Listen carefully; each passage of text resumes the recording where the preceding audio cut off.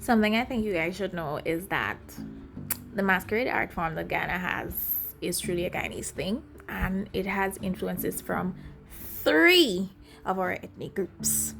Now, yes, masquerade originated in West Africa by the Fulani people. However, because of slavery and indentureship, you have traces of elements from the Europeans as well as the East Indians. Surprising, huh? So, the Europeans, slavery happened. During slavery, around Christmas time, from Christmas Day to New Year's Day, the Africans had little slack time. Pretty much like how you get some slack time right now.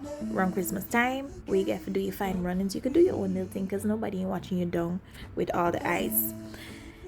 The Africans got the opportunity and they used that opportunity to celebrate, preserve aspects of their culture, as well as to resist using masquerade. And they would have mocked their plantation owners. That led to there being some restrictions in terms of some of the instruments they were allowed to use. As a result, they had to rely on the European alternatives. This saw the introduction of the flute, the fife. There was a drum that was used. I can't remember the name right now.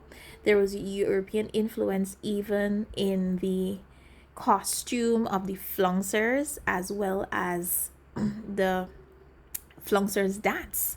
Their traces, some of their dance moves, you can find traces of Scottish and Irish dance on the point of the East Indians now. If you guys don't know, recently, the 29th of November, the Masquerade Association launched Ghana's first ever Masquerade Day. This is expected to be a yearly thing, so you guys definitely look out for it and participate. Also, join the group. At that event, this little boy who played the mad cow approached me twice, and I didn't know what to do, so I said I was going to go do some research. And what I found out was that the mad cow, look at this video, by the way. The mad cow character is actually linked to the Hindu Durga Puja. And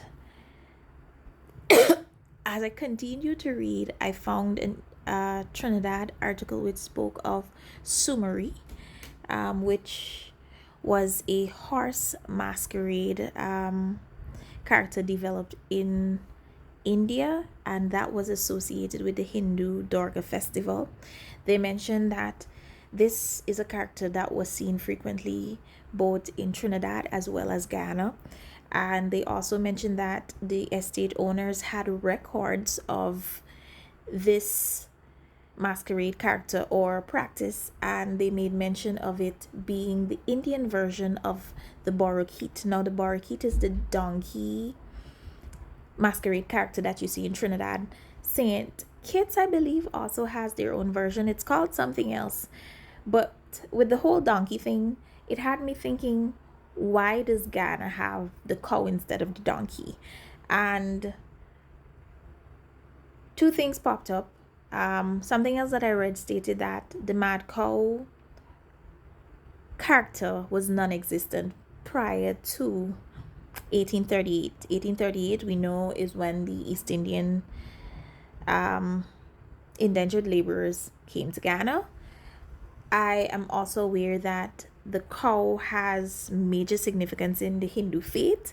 So I am curious at this point, is there any correlation between the selection of us using the mad cow and the significance of the cow in the Hindu faith? I just want to know, anybody who's deep into the faith, please clarify that for me. But I was truly happy learning that masquerade is truly a Guyanese thing, because you have the representation of three of our ethnic groups. And with the efforts that are currently being made, I would encourage all Guyanese to just join the group.